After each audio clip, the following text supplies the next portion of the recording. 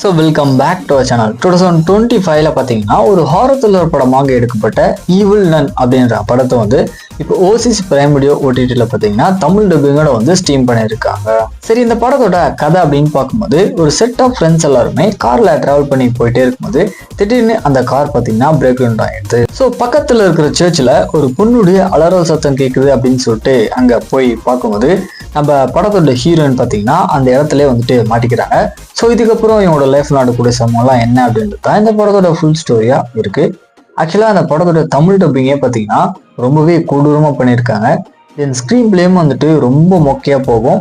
In fact எந்த ஒரு இடத்துலையுமே பார்த்தீங்கன்னா ஒரு சுவாரஸ்யம் அப்படின்றது சுத்தமாக இருக்காது.